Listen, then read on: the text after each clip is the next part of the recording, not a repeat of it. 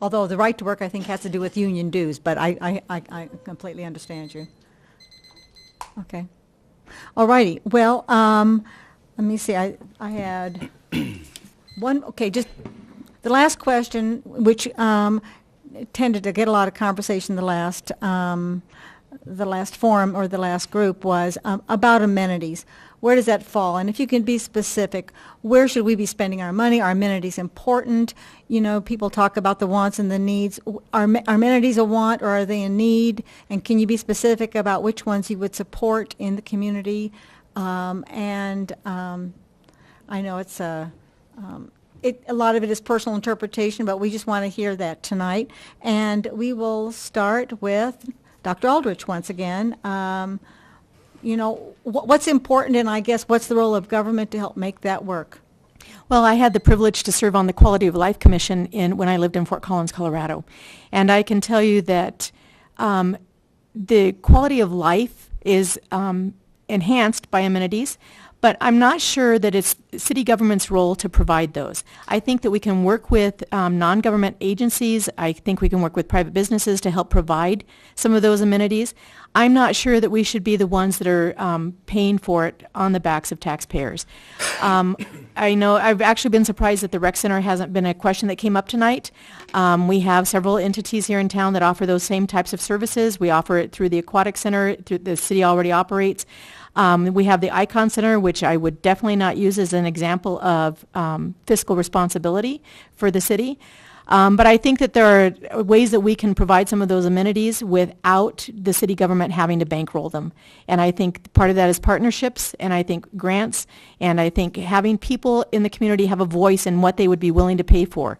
Because if we build it, they may come, but they may not understand there's going to be a fee involved. So. Okay, thank you. Ms. Broyles. I think they're not only welcome, but they're necessary to have a thriving community with economic development. There are people that want to move here. They're looking at our schools. They're looking at the amenities that we offer. We have 45 miles of greenway now in the city of Cheyenne, and that has brought people to us. Even though it's windy, they still want to come here because of the amenities that we have. And having been involved in helping support in several parks throughout the community, you continue to see it and hear about it from people on a regular basis out walking, how much they appreciate having those amenities. And so I don't have any problem at all using taxpayer dollars to help support them. We do, however, need a balance, and we need to make sure that we have enough staff to maintain as we continue to grow. You know, smart growth requires you to be careful and make sure you're making good plans as you're moving forward to support the amenities that you have. And so that requires a balance. Okay, thank you. Mr. Crosby. Okay. Amenities are nice to have. It's nice to have a park that you can go to, but how many parks do we need per capita? How many miles of greenway do we need per person in Cheyenne? Maybe we're at the right level now. Maybe we're not. But I would rather have enough policemen, enough firemen, before I worry about whether we have another park or whether the grass in all the parks get groomed so they look like golf courses. You know, we prioritize. We need to prioritize our things, and the amenities, the nice to haves, the pretty things, though they might bring some additional interest in here, are not going to be the deciding factor. Being business friendly will be the deciding factor of businesses coming here. Thank you. Okay. Thank you. Mr. Escabel. Well, what I've seen is we've had flown in CEOs of big companies and tried to entice them to bring their companies to southeast Wyoming, and they've had every reason to relocate here because of no corporate tax and being on the crossroads of two major interstates and a low sales tax. And these CEOs were ready to make those deals. And when they flew back with their wife, that's when the deal got broke, because there was no quality of life. And a bike path was not enough to entice that woman to get her husband to sign on the dotted line to make that deal happen here. A rec center would be great. A city this size should have something more for the kids to do, rather than sitting home on their iPads or their smartphones and playing games. I remember when I was a kid, we got out and we played ball. We rode our bikes, and we made our own fun. And kids aren't like that today. They need to be doing something that's going to keep them out of trouble, keep them away from drugs. I did mention to Joe earlier, we talked about the softball fields and the baseball fields here. I still, if you can believe it, at my age, am playing City League softball. Those fields are dangerous. I got a knot on my shin. I can show you that from a month ago. Maybe it was just my bad glove, but I say it's a bad hop. So we need to start paying more attention to some of the things that we do have that are amenities with our fields, and make sure these kids have some things to do in the summer. Okay, thank you very much. Mr. Quick. Right off the bat, just jumping right off of what Mr. Escobar was saying with maintenance, I know the Dry Creek has the Frisbee golf course over there. Nobody could play on it because it wasn't mowed for, forever. So that just goes right on along with that. Why have it there and not take care of it? Frisbee golf is a great thing that's actually low maintenance. We could add Frisbee golf courses in a lot of our parks. I know that I've had special requests for, bring up a Frisbee golf course at Mylar Park that a lot of people want.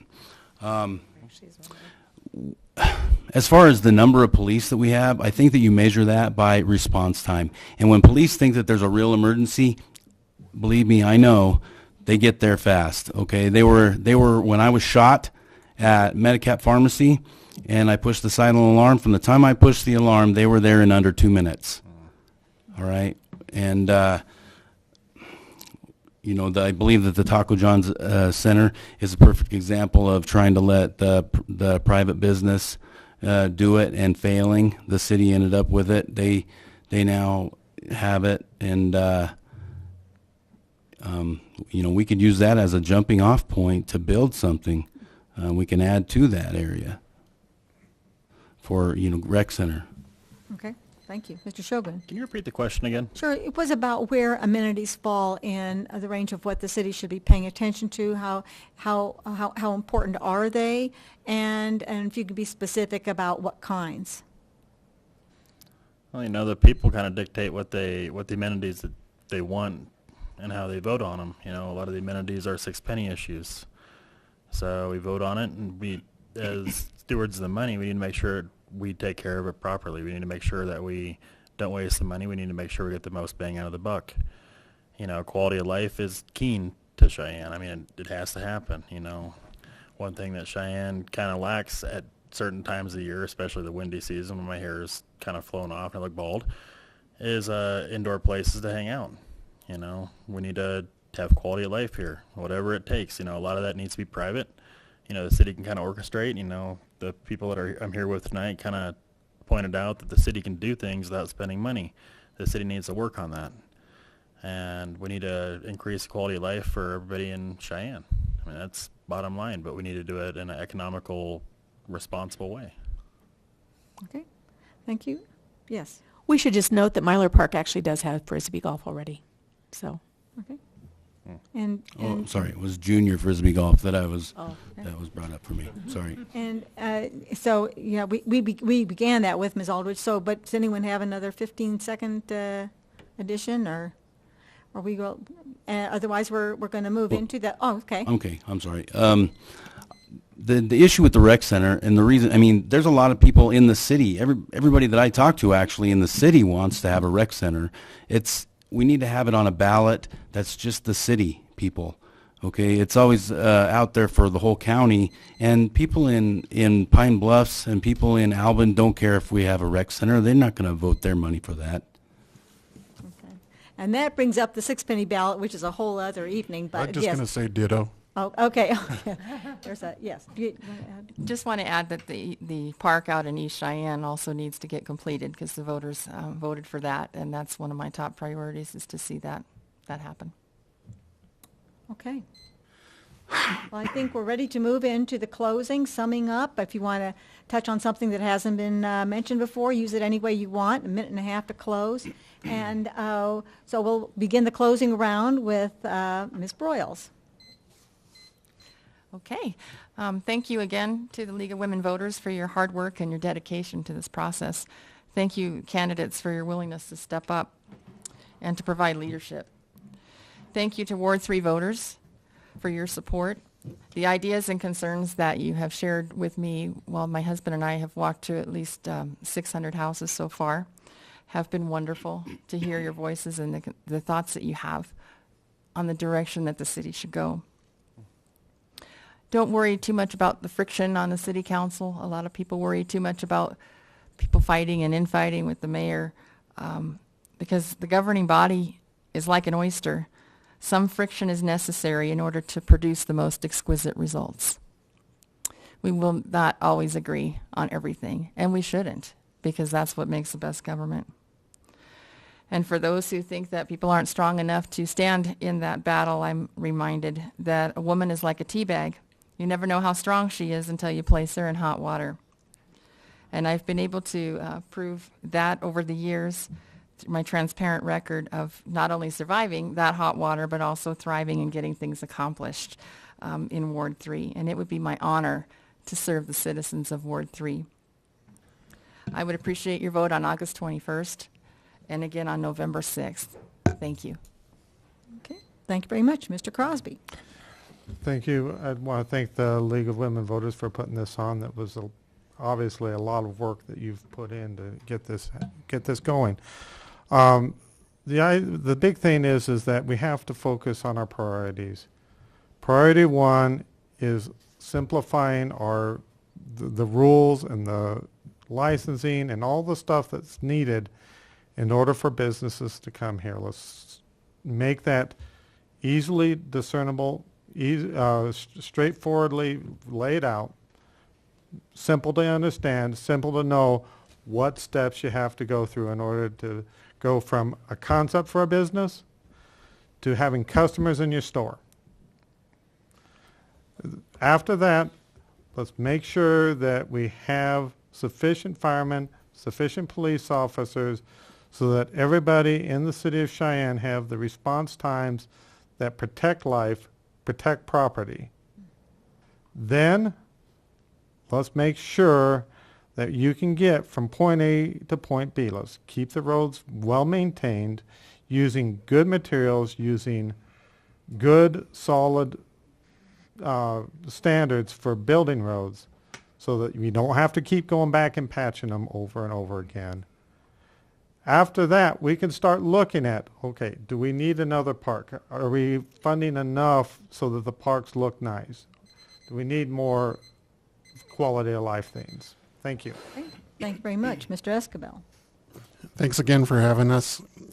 I'd probably go back to my very first dip into public service. I got on the Depot Museum Foundation board, and basically at that point I was just representing my fellow workers on the railroad, and there was a little squabble because the main parking that would been in front of the depot was where my fellow employees had that parking. It was only like 10 or 12 spaces.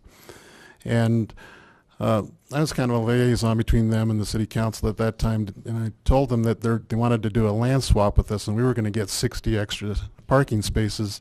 And eventually my fellow employees went along with that. And I've always considered myself a good communicator and bringing people together. I passed as much legislation under Governor Friedenthal as I did under Governor Meade. Another thing I did back then was I cast the deciding vote on the big boots that you see around Cheyenne. It would be rearing horses. A lot of people don't know that if I wouldn't have cast that vote for the boots. The two things that I've done recently that people don't know is now when you go buy a new car, you get 60 days on your tax and your registration. It took me 6 years to get that passed, so I'm resilient. If I see something, I try to get the common vision to go forward. And the last one was the two statues that you see at the High Plains interchange that used to be where you'd get your driver's license. When I was on JEC, push Senator Deeb out to go over there and look at those statues and say, it's time we have art when you first drive into Wyoming. And he finally gave me the thumbs up to go ahead and have YDOT do that project. Thank you. Dr. Quick. First thing I can say is that nobody should be easily pushed off of their beliefs. Nobody should be backed down. I believe that everybody should stand their ground for what they believe. Okay, nobody should succumb to pressure just because somebody else doesn't believe the way they do. I think that I'm actually the best choice for the city council position because I never wanted the job. I didn't wake up one day saying, hey, I think I want to be a politician. This isn't really a path I sought after, but I believe that sometimes your path chooses you. And when enough people ask you and tell you that you ought to be doing something, then you actually have an obligation to step up to the plate and give your best effort for the betterment of society. Thank you. Mr. Sjogren. I think I'm the best person for the job because I care about Cheyenne. I spend 1,500 hours of my own time on average for the last 3 years volunteering in Cheyenne. You know, I know the constituents, I know the issues, I know a lot of the problems that we have in Cheyenne. You know, I'm willing to lay a lot of my volunteer hours aside to serve Cheyenne. I believe Cheyenne needs good representation on this seat. I believe we need fiscal conservative up here. I believe we need somebody that actually loves Cheyenne. I love Cheyenne probably third after my kids. Kind of crazy, but it's true. Well, maybe fourth. I got a girlfriend too. Sorry.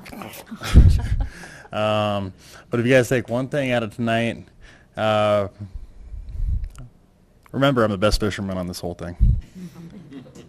And on top of that, I'm impressed by my fellow candidates up here. Thank you. Very good. And Dr. Aldrich, you'll be the final word tonight. Well, I'd just like to say thank you to League of Women Voters for putting this together. I don't think any position should ever be run for or campaigned for unopposed, and thank you to all the fellow candidates because I think that each of us running makes all of us do better. We all rise to the occasion. I believe that I'm the best person for the job. I think you'll find that I'm not part of the good old boy system. If you look at our current council, we have only men on that council. Not necessarily that we need to have a woman on there, but a woman brings a different perspective. We represent 50% of the population, and right now we have no representation on the city council as a female. I just think that the diversity needs to start at the top, and I think that we need someone who is passionate, is ethical, transparent, concerned, and hardworking, and I think that you'll find that in myself, and I think that you can ask people I've worked with, students I've taught over the last 18 years, and people in the community. I have the formal education, I have the leadership ability and the skills and the communication skills to be able to work together, to mediate and make responsible decisions that are fiscally conservative with taxpayer dollars and do what's right for Cheyenne because I love this community. Okay, thank you very much. I would like to thank the candidates, everyone in the audience, all those who will follow up and watch at home and maybe get in touch with you with follow-up questions themselves. Thank Spectrum for their help in making this accessible to the public, the City Council for making this facility available, and can we give everyone applause? Thank you very much, and good night.